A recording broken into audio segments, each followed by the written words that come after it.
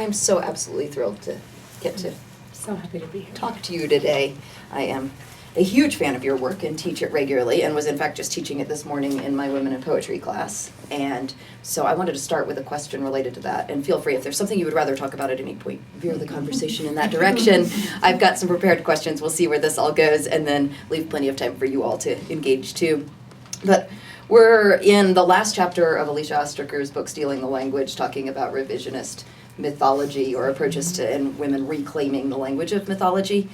And the students were, of course, as they always are, so engaged by Incarnadine and the ways in which it writes to and reimagines the story of the Annunciation and other pieces of faith and religion. And I wanted to read a brief quote from Ostraker and then ask you something about this. So she talks about mythic material existing or appearing to exist objectively outside the self, because it's in public domain, and conferring on the writer a sort of authority available to somebody who doesn't just write about merely the private self. I've got some thoughts on that. And then she talks about myth belonging to high culture and being handed down, but at the same time she says myth is quintessentially intimate material, the stuff of dream life, forbidden desire, inexplicable motivation, everything in the psyche that to rational consciousness is unreal, crazed, or abominable. And I love that kind of middle ground that the mythic exists in between the incredibly intimate and personal and between the sort of high culture and very public. And we were talking about your poem Update on Mary, which the students always love, and how you humanize the figure of Mary through the updating. And another poem that I always return to is Entrances and Exits, and that closing image of Olivia drinking from the box of soy milk. Right? Rice milk? Rice milk, the box of rice milk. And how that's such a mundane gesture, but how it becomes imbued with all of that history, and then the history becomes imbued with that present moment. And I'd just love to hear you talk about how you think about writing towards the mythic and your relationship to that language. Yeah. I guess I think of myself more as writing away from the mythic. In the sense, I mean, I think that idea is right, that it's outside of us, but it's very deep inside of us. I don't know, right before I came here, I was at Whidbey Island this past weekend, and part of gave a reading at a program that seems to have some sort of religious orientation. I didn't quite gather how they articulated it. But I had a student there ask me, and it took me a while to figure out what she was asking me, but it was essentially, how can you be sure when you're writing these poems about the Annunciation that your interpretation is correct? And I think, it's been so long since I've thought in those terms that it actually took me a while to understand her real anxiety. And it was a reminder to me of how many people still live with such anxiety.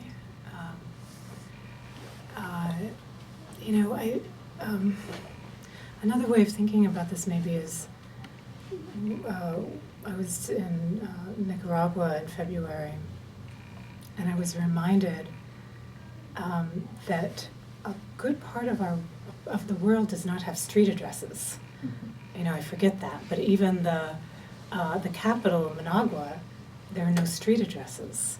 This huge, dense city, and I was asking someone who recently moved there, how do you find things? And he said it really is a challenge, because so often, it's 5 doors down from where so-and-so died, or just up from the old tree, but the old tree hasn't been there in decades. It's only if you live, So it's a reminder that we literally, through history, often have oriented ourselves through our stories, right? And I certainly felt that growing up, especially in these Christian myths. I felt oriented by them. And I think we're not always, I found that it was not always the way I wanted to be oriented. And so for me, the process of writing with them, to say writing against them is a little too simple, perhaps, but not just wanting to be oriented in the ways that they were handed down to me, but to reorient myself in relationship to them. A kind of, re-saying, unsaying, providing alternate versions, so it's not just sort of feeling trapped or oriented by the authoritative version handed down. Am I answering your Yes, question? oh, absolutely. I love the language of orientation and the idea of in Nicaragua of the landmarks and the stories behind the landmarks as a metaphor for that. That seems perfect to me. And Ostraker talks later in the chapter, and I always return to this in my mind, about the fence posts of the mythic territory, and that women writers are often moving those fence posts. So I think that's absolutely that same idea. Yeah. We got caught up in our conversation this morning, too, with talking about Ostraker's title, Stealing the Language, and students are at the point now where they're starting to really question whether that is the apt metaphor for this. So from what you've said, like reorienting yourself in relation to language, do you think of this as a theft of mythic language, religious language that has come before, or is it she also talks about the metaphor of like HD and the palimpsest, is it a writing over? I think of it more as the palimpsest myself than the stealing. I think it would feel like stealing if I was dealing with a mythic tradition that was unfamiliar to me. But I feel like this is a mythic tradition that's already inside me, and I don't get to choose that, right? I mean, I can't not imagine in terms of these things, so I'm not stealing it. And if I'm sort of stuck with it inside me, whether or not I want it to be there, all I can do is sort of layer over it, rework it, reimagine. Yeah, I also love that metaphor of the palimpsest, and maybe that's a good segue to another question. This is me partially selfishly. I'm just really fascinated with persona right now and have been working in persona a lot and looking particularly at persona in women's poetry. And I'm interested in this in relation to the questions of the kind of more recognizable cultural traditions that the personas could be speaking from. And also for myself, I've come to think that part of what I'm doing with persona is having a figure that already does have more of that social context attached to it, who can thereby comment on social context for women's lives in the ways in which I, as a first-person speaker, might not be as readily able to. It just bringing all of that context. And so I'm curious, when I first read your book when it came out and got to Annunciation in Nabokov and Star and Annunciation in Bird and Bush, those two poems absolutely blew my mind in their using of the contemporary language and borrowing that language very overtly for these alternate speakers. And I would just love to hear anything you have to say about those poems or your use of persona more broadly and how you're imagining that right now.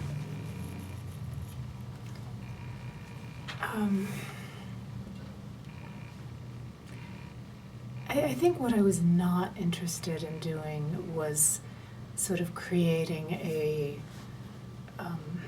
persona that I would keep working with throughout a book. So I wasn't interested in sort of saying, well, here is my version of Mary, and let me develop this character and poem after poem after poem. In other words, I don't know. I do think a lot about Blake's idea that I must sort of create my own religion or be trapped in another man's. Is that the quote? Something like that. I wanted to not be sort of just trapped in the set of, especially with Mary. I didn't want to just be trapped in the way she'd been handed to me. But my solution to that, I didn't want to say, well, here's my personal little new character, and I'm going to develop her. I just wanted to sort of offer version after version after version of different ways, and more that fraying and pulling apart rather than trying to, build up some new imagined myth to try to compete exactly. So with those poems, I was interested in, well, I think one of the things that in that particular myth that I've found genuinely moving is this vision of confronting, perceiving, being in the presence of a being who is strange and other and unknowable in some way, right? The Mary versus the angel figure. And so putting, letting things encounter, letting different things have a relationship in a poem, letting things encounter each other in a poem that they wouldn't elsewhere, seemed one of the opportunities of working with that myth. So something like Annunciation as Nabokov and Star, rather than sort of building up a human character that meets other beings, I was more interested in something like, well, what if we take the language of Nabokov and we take the language from Kenneth Starr's Star Report and let these very two different kinds of language encounter each other in the poem. But then, I was also interested in trying to explore the different resonances of that scene, which seems to me to have some real violent and certainly sexual implications to it, right? That a young woman has an encounter with an angel and then is pregnant, right? And that seems like something has happened. Much has been made in Denise Levertov and other visions that of Mary's agency of saying yes. But I think there's a lot to think about there, right? What did she feel empowered to say no to in that context?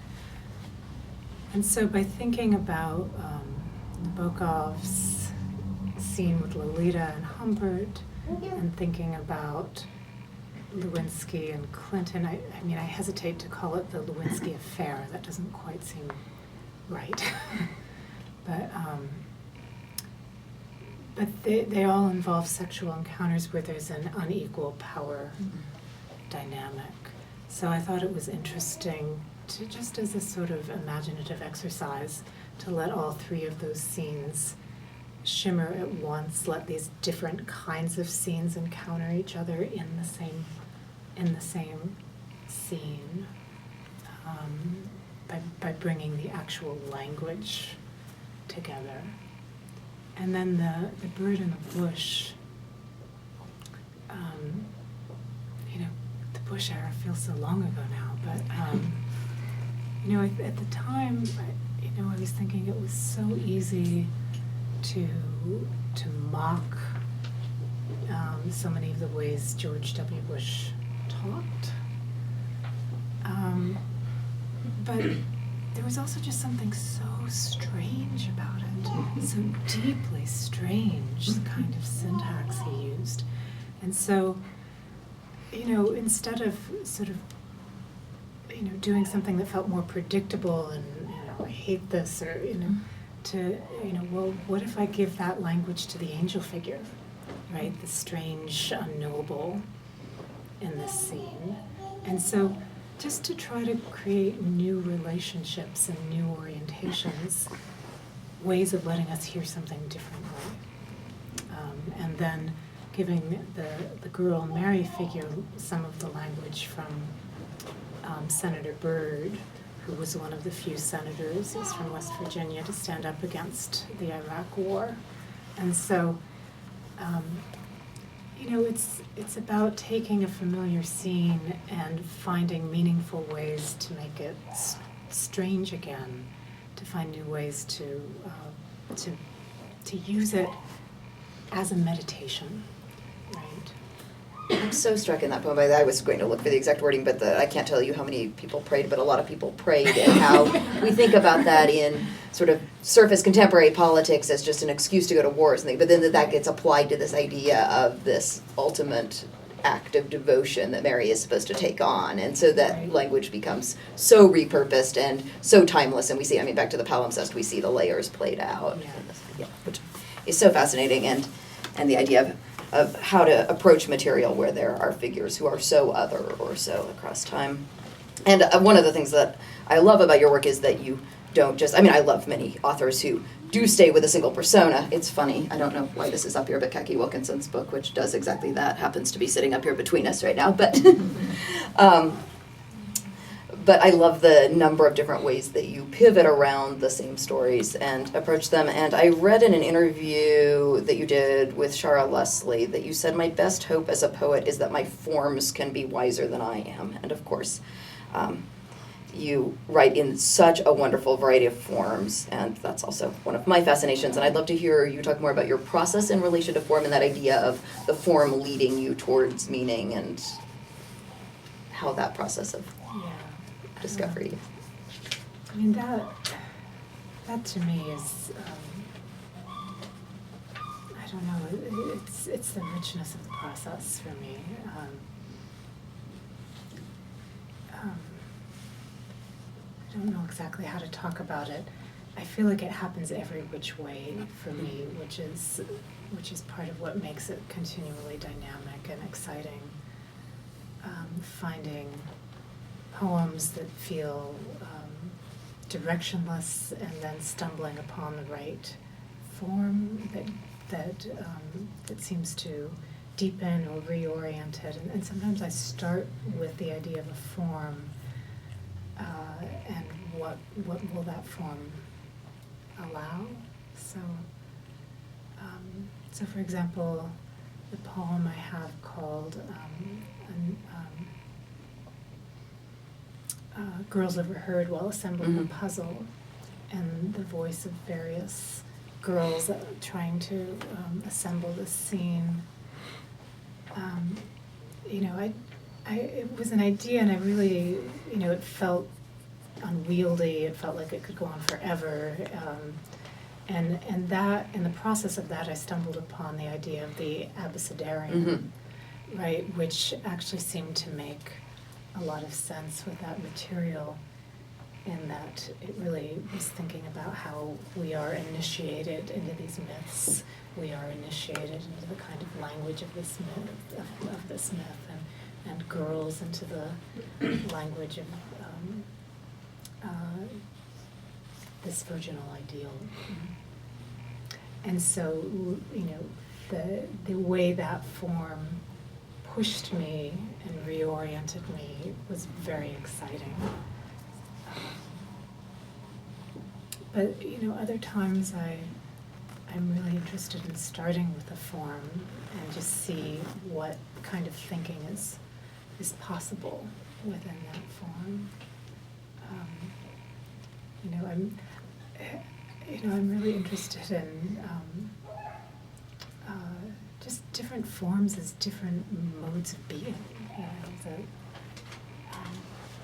We don't really get to inhabit different bodies in this world, but our bodies determine a lot of our experience. And taking the same set of concerns and trying them out in different forms and bodies allows different modes of imagination.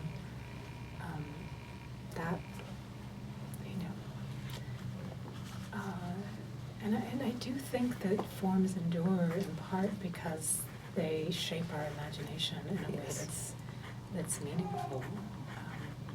So the push toward, a sonnet, having to think about how is this going to be transformed, even if it's slightly, in a meaningful way, right? How, I love with the sonnet that idea that it's the first form that was made to be read in silence, not performed in front of other people, but actually designed to, take it on the page back to my quiet room and read by myself, right? That you start with some issue and you get to leap beyond it in some way, right? You get to remake yourself. I mean, just that structure and how it presses us in that way.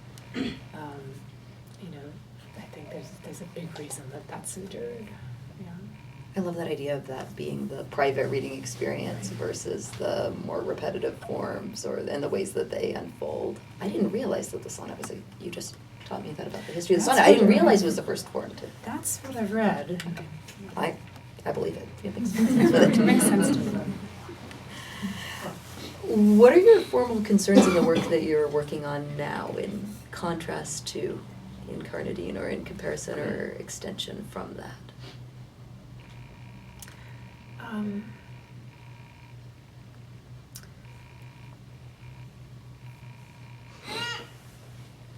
are my formal concerns now? Well, I was talking last night about some concerns about repetition. Thinking about the ways it impacts imagination. So, in this current political world where,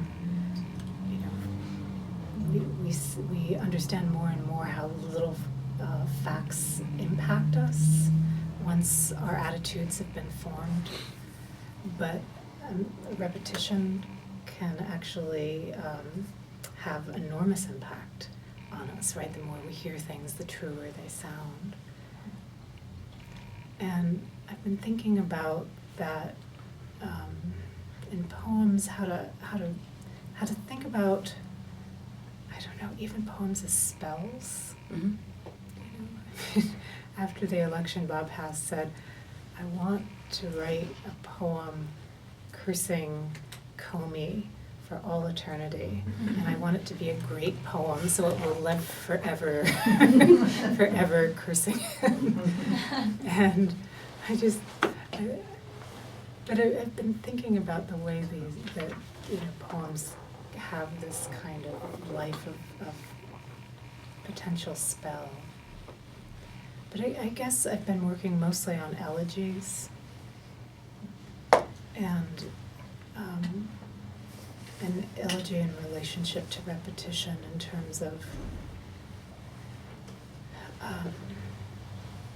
it seems easy to get stuck, and easy to sort of shut down in a way where time almost stops, right? That after this loss, I'm just shutting down. I'm not open to new experiences. I'm stopping with this person, right? And the challenge of feeling the loss while still being open to time, Mm-hmm. and feeling new things and having new experiences in time, and not just the same one over and over and over, because all you're experiencing over and over is that feeling of the same loss. How to work with repetition in relationship to that is part of what I'm thinking about. That's so interesting in terms of time, and also what you were saying in terms of repetition making things sound more true, but it also can have the paradoxical effect of defamiliarizing and making language that we're used to. If we hear it enough times, it starts sounding like itself. Strange, And yeah. so being able to walk both of those lines Yeah. is so interesting. I've got a couple directions I want to take with this, but one of them, I'd love to hear you talk more about that idea of working in relation to the temporal nature of poetry, and then the idea of stopping time. And I read the really interesting Grey Wolf article that you've got on contemplative visual poetry, and that idea of being able to create a poem as an object of contemplation, kind of in contrast or tension with the way in which the nature of language is to unfold within time. And I've taught before and returned to James Heffernan's ideas in his book Museum of Words about the history of ekphrastic poetry. I don't know if you've read that, but he defines that as one of the central differences between visual art and poetry, as being able to sort of simultaneously take in or not have the time-bound experience of the work of art versus a poem. And so I guess I'm curious about techniques that you use or think about in addition to repetition in terms of trying to create the contemplative moment? I mean, is the image really central to that? Even if it's not a visual poem, is it the image in relation to what's happening syntactically over the line? Or Yes, yes, yes. yes, all of that.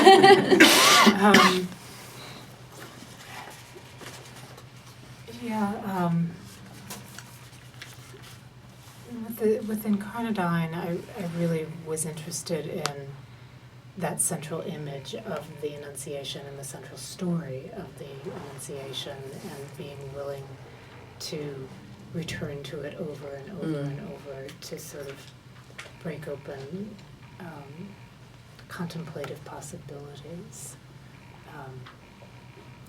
I think it's very easy, especially for religious icons, for them to just sort of be flattened into symbols.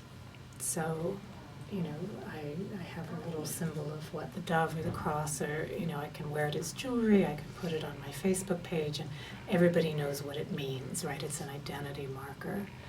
And I was interested in an older tradition of religious iconography for meditation, for contemplation, where I go to an image that I don't already know what it means, and it puts me in a relationship to mystery.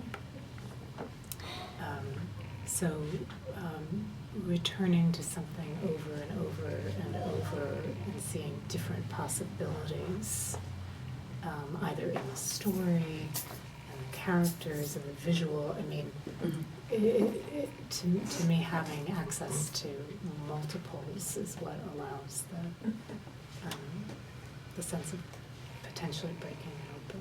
Who are the poets who most do that for you, who you return to in terms of contemplation? Charles Wright.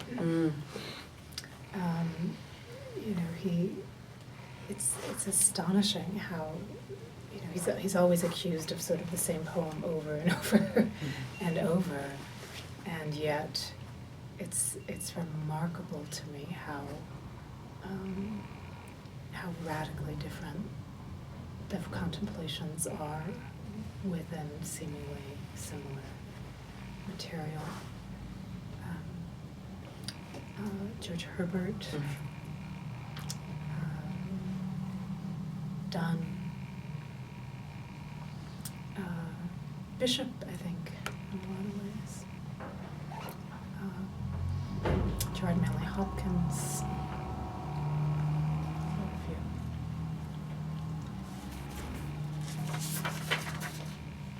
Let's talk about impossibility.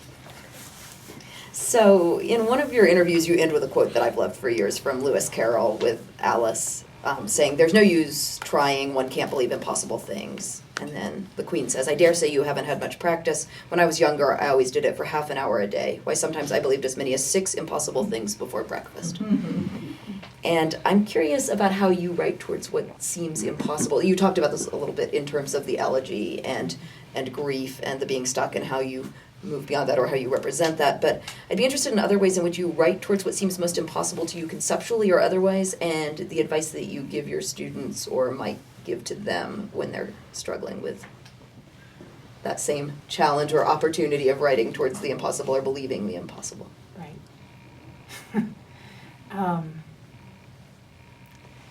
Well, yeah, if we're not writing toward what we don't know how to write, what are we doing, right?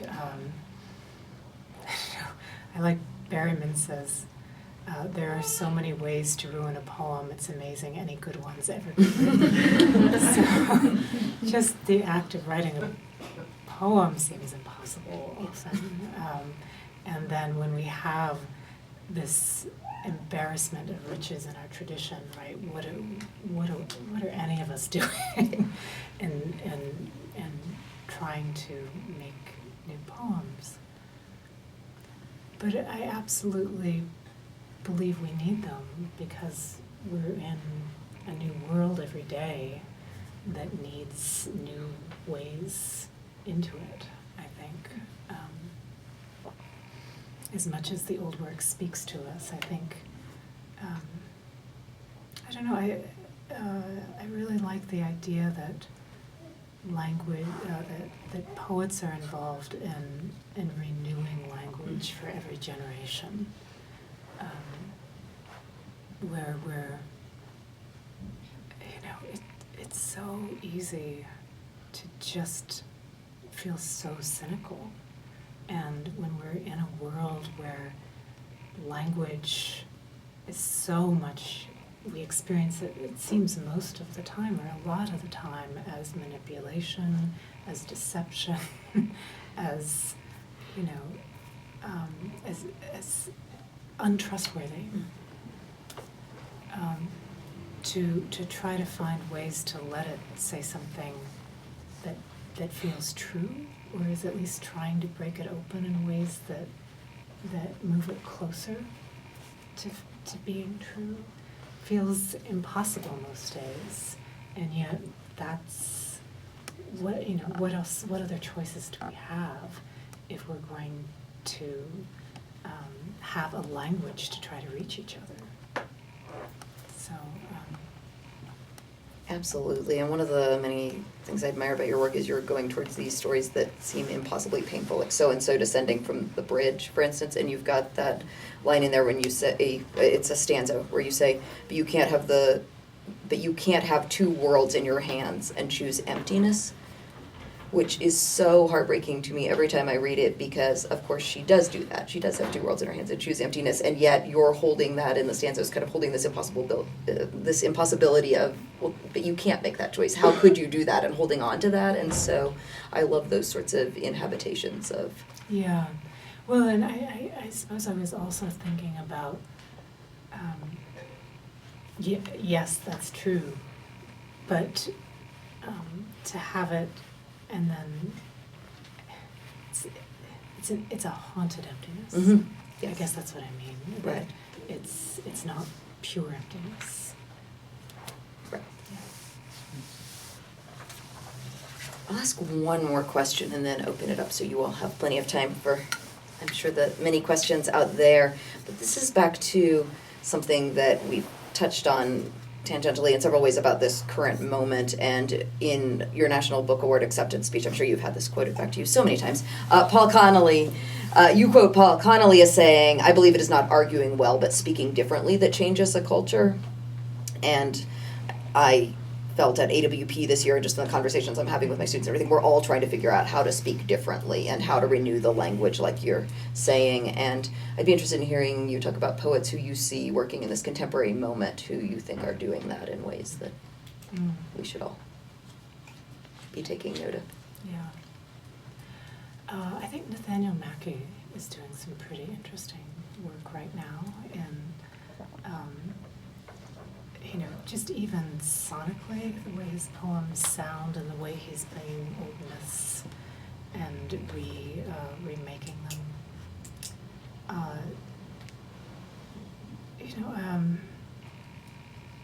I think there's a reason Claudia Rankine has been so affecting to so many. Because, she's not making an argument per se in that book.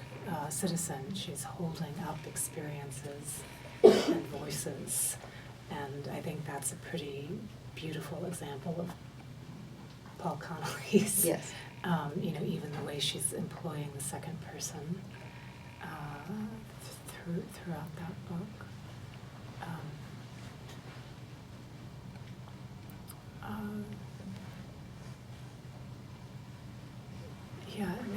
It seems like there are so many attempts in so many different ways right now.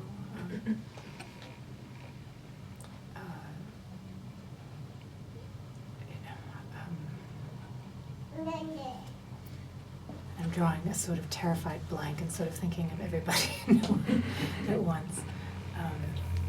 I shouldn't even ask you an author question, because this is always my nightmare question. People like, who have you read recently? And I suddenly don't know the names of. And those two are great. I was just curious about. No, I'm thinking of a sestina that I handed out yesterday that we didn't get to talk about, by Derek Austin, called Blaxploitation, where he takes that old form of the sestina and instead of using that elaborate rhyme scheme from the troubadours, just uses the word black over and over and over again in a way that I think it's a hard poem, and I think it's a kind of profound poem that is addressing a sort of American culture's fascination with the black experience, but the limits and the cruelties of those limits at the same time. So, that as a single poem, particularly, I think does a lot of work.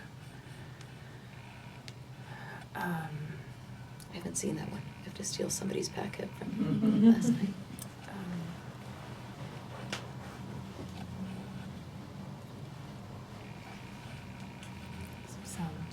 Thank you. I also think that there's.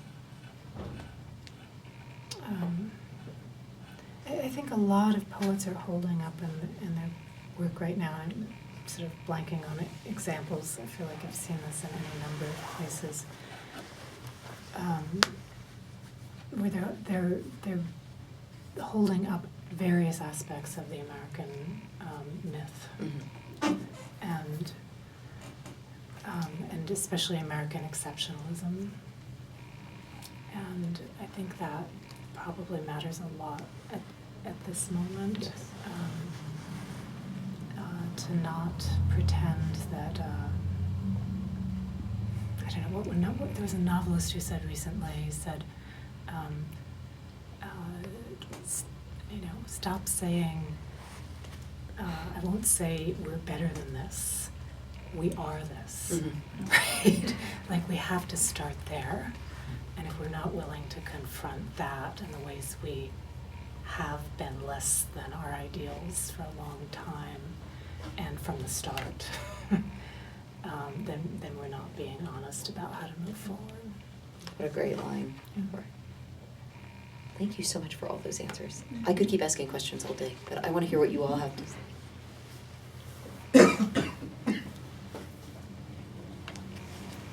I was just curious, there's something, listening to you talk and reading your poetry, it's so lyric in the Greek tradition way of the lyric. And I was wondering, do you listen to music when you write poetry? And if so, what do you listen to?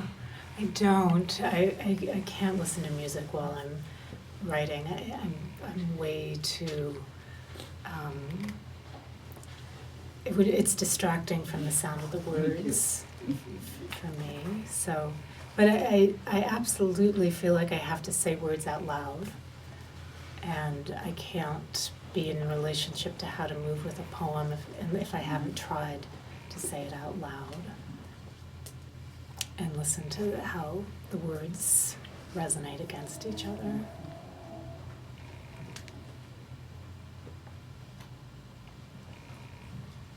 I like that idea of poetry as contagion, right? That new rhythms are sort of new minds, that it operates differently than argument, but the way sounds bump up against each other, the way the language bumps up against each other, how it gets stuck in our heads.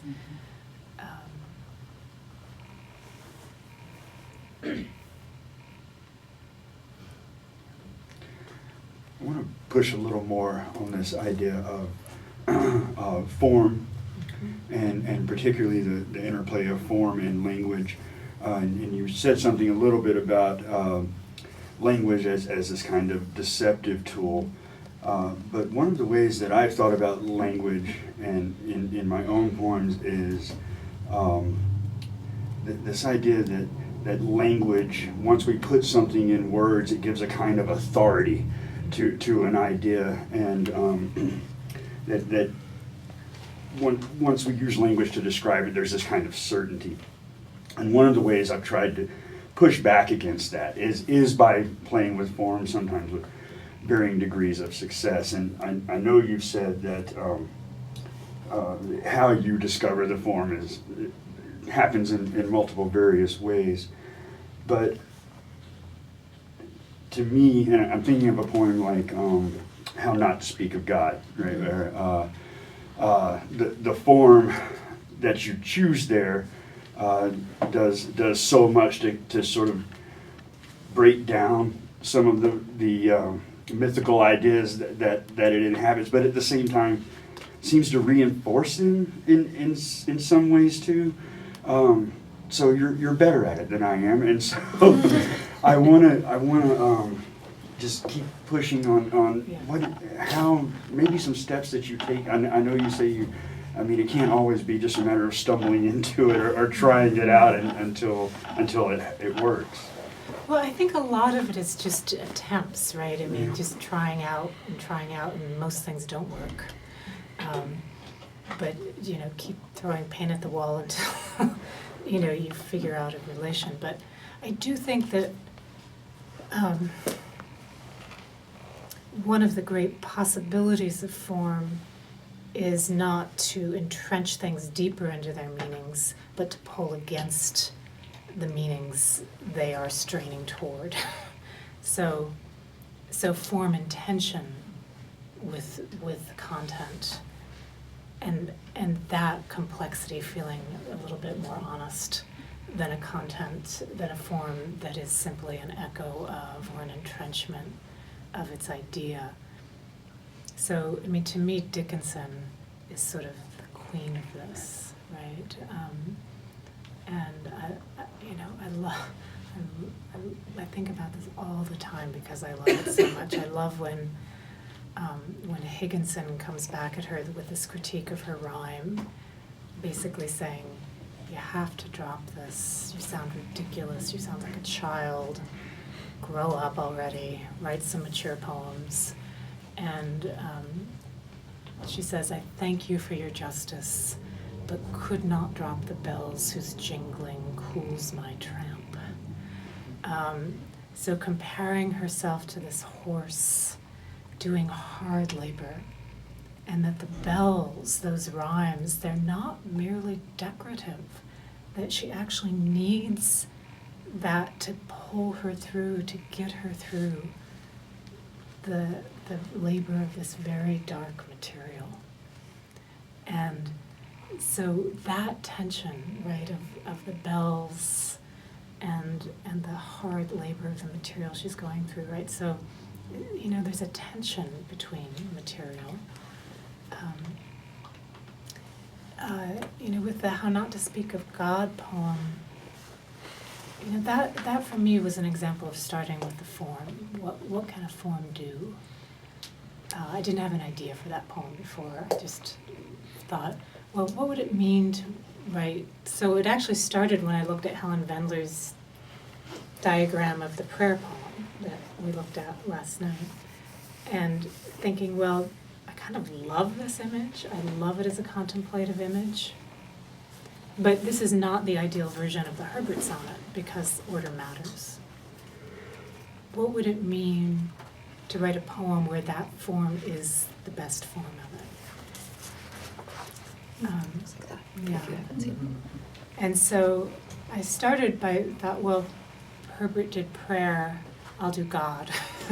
So I put God in the middle, and then started doing these sort of spokes to describe potential ways of describing God. And I think my first impulse was to say, well, I'll have different ways of describing God, and that'll be the sort of tension that I can describe God in all these ways. But it just felt really dishonest for me to put this sort of, and maybe it has to do with authority, as you said, you write God in the middle. It feels like I'm proposing that there is that God in the middle, which just didn't feel honest to me. So I took it away. And then I thought, well, I wanted each line then to see if it could work doubly, both as a possible description of God. So who is enough, who is more than enough. So if it's a description of God, God, who is enough? Who is more than enough? But also the question that, well, if there is no central presence, who is enough? Who is more than enough? So that was my sort of method that I stumbled upon there to, it just always, most of the time, the more complicated version seems probably the truer version. And, getting language to have as many amplifications as possible, and and using form to do that. That's why I think poetry specializes in it more than any other medium. I've been quoting to my women and poetry students all semester something we read from Adrienne Rich early in the semester in her notes on honor and lying, where she says that a movement towards truth is a movement towards heightened complexity. And so all the different ways to get at the heightened complexity, like you're saying. Yeah. That's great.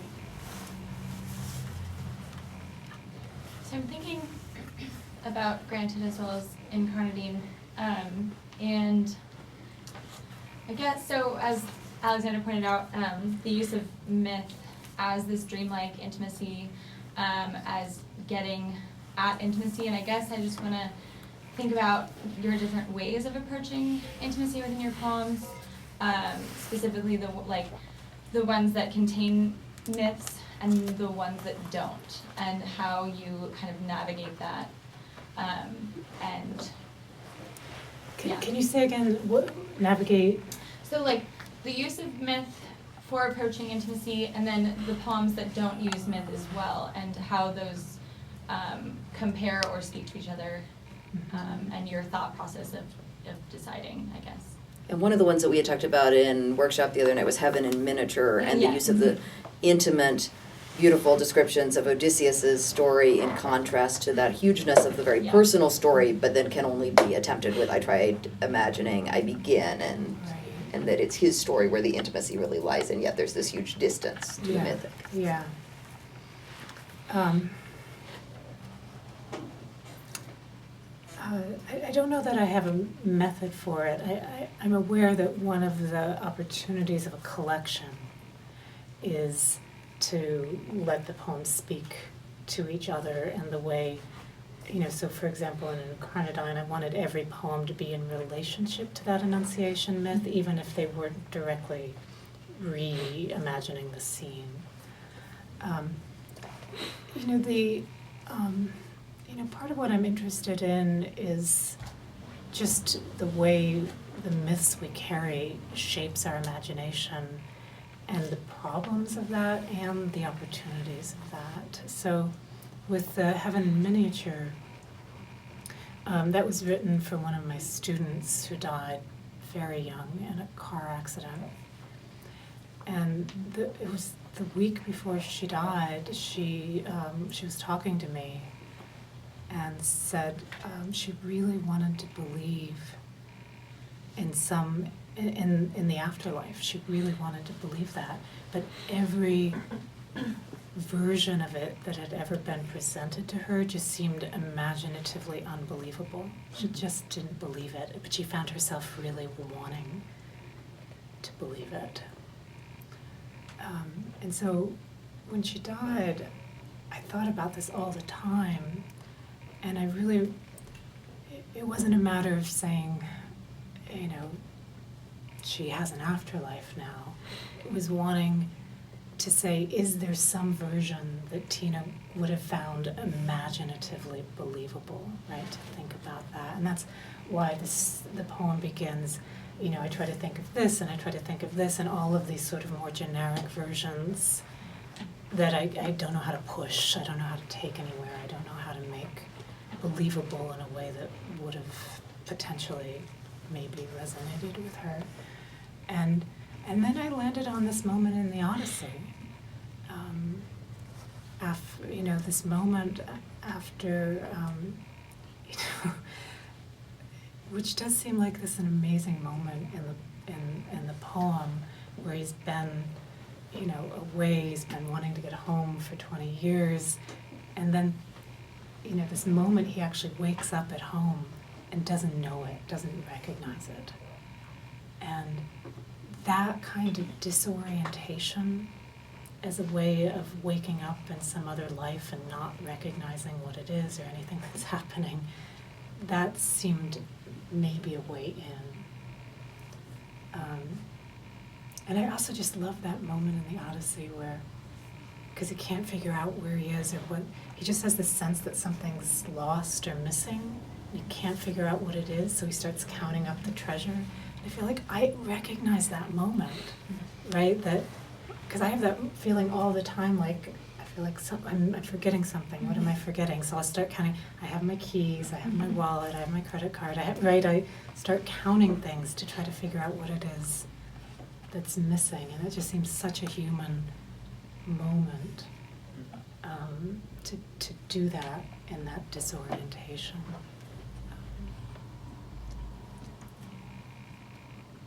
I don't know if that answers. No, that's good. That was a beautiful explanation of how that poem came to be.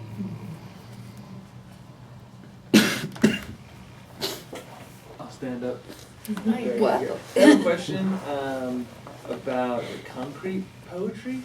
The first thing that I noticed about your book when it came out was I was like, oh, left to right, not so fast. The poem can be whatever it wants to be. And I feel like you get so used to thinking about poetry running from left to right. And then you like hang out with visual artists, and they're like, just paint a poem on your face and go to the supermarket. And I'm just wondering if you could speak to triangulating yourself with the kind of art that interests you just as an imaginative maker, and the traditions of poetry, and the stream of us all in our moment. Like, what do you turn to? What interests you, and how do you navigate those decisions? Because for me, I would feel like it would be really crazy if my poems didn't look like poems on the page, and that's ridiculous. And I know that. So I'm just wondering if you could speak to that just a little bit. And I'll take my answer off air behind that. I can still sort of make eye contact. I was really surprised to even find myself interested. It used to be that whenever I used a poetry textbook and there was a chapter on visual poetry, I always skipped that because I just thought it was so cheeseball and I had no patience for it. Like, let's write a poem about baseball in the form of a baseball. I mean, it just seemed, gimmicky and opposite of what I just described with Dickinson, right? Where you just seemed like a cheesy embodiment element. So it really was encountering in Helen Vendler's textbook that diagram of the prayer poem that really just got me rethinking it. Because I just found myself, I felt like I knew that poem really well. I'd loved that poem a long time. And that visualization of it gave it to me in a new way. And I found myself just leaving the book open to that because I just kind of wanted to be around it and hang out with it. And I started looking back into poems as meditative objects, right? Things that were often in religious traditions, all kinds of religious traditions, certainly not just Judeo-Christian ones, but using language and images as meditative objects started having some appeal. And again, with that idea of contemplation, if I'm going to keep returning to something,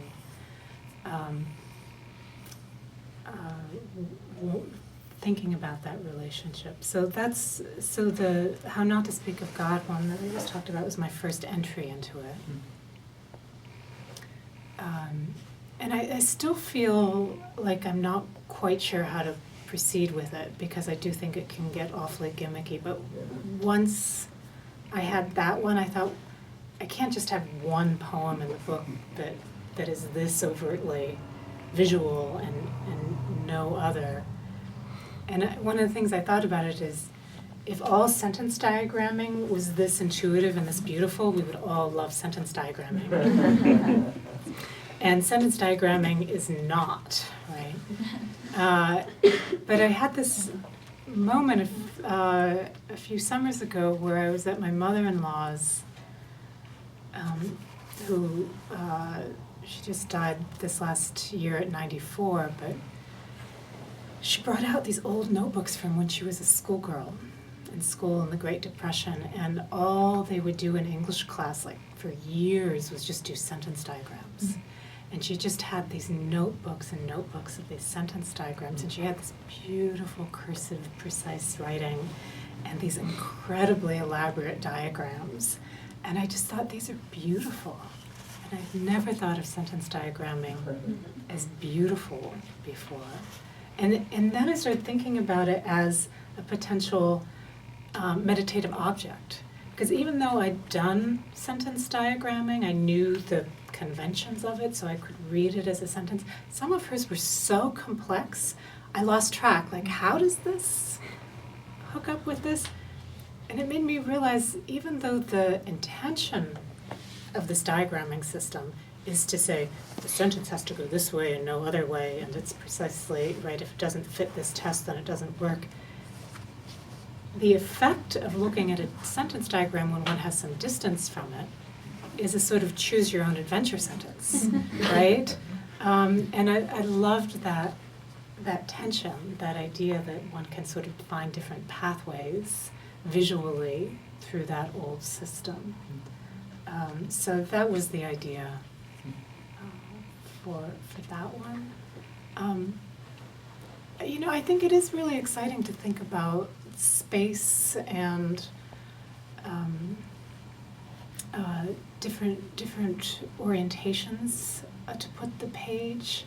The Apollinaire's old calligrams, if you look at some of those hand-colored, are so beautiful. But yeah, I do think it gets tricky. At what point it becomes gimmicky, and at what point is it a provocative and meaningful device?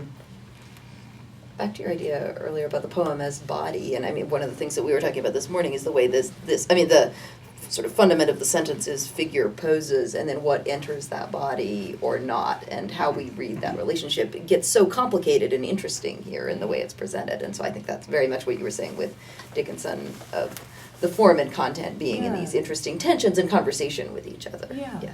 And how we form it on the page, poems have bodies, right? And, as we've gotten away from the way to construct poems orally, it seems to me the page just continues to open up possibilities. Even things like white space. I used to feel pretty dubious about white space. Like, what's the difference between a one-line space and a two-line space or a three-line?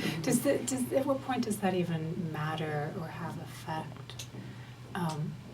But a moment for me that sort of helped me reorient a little bit was I heard Frank Bedard give a talk a few years ago on an Ezra Pound canto, and he brought the way it's always republished now versus the way Pound originally had published it, which was with a lot of dynamic white space, and it completely transformed the experience of the poem, right?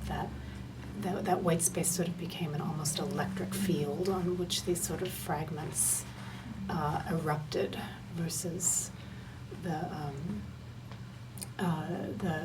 more sort of controlled effort of the lineation and the way it's usually republished. And that for me was a moment of thinking harder about just the space of the page. That's also how I fell back in love with Dickinson, was returning to her work through Susan Howley. I had read her when I was younger, and then I went through a phase when she seemed too constrained to me, and I wasn't really, but then it reopened her work to think about the variant words, to think about the length of the dashes, and the ways, the difference between her regularized and her opened up to that. Yeah, so. and it was really meaningful to me to see. I'm sure you've all seen the book of, what's it called, all of her, the book that just came out recently that shows her writing on the envelopes, but I saw that exhibit in New York, and it really was amazing to be in the presence of, that line came scribbled against a newspaper advertisement for chocolate, right? And seeing the tension between that line and the advertisement and it sort of happening as a note off of it was really energizing, actually. Yeah. I think we're over time, actually. One more? If, I just want to ask about like brackets and parentheses if you're talking about Oh. bodies and like the bodies within bodies that you can form on the page with that. Quick question. Yes. Okay. Yeah. I'm not sure I have anything all that insightful to say off the top of my head, but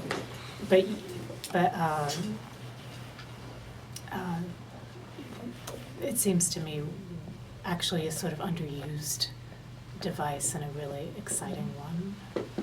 I'll ask you more tonight then.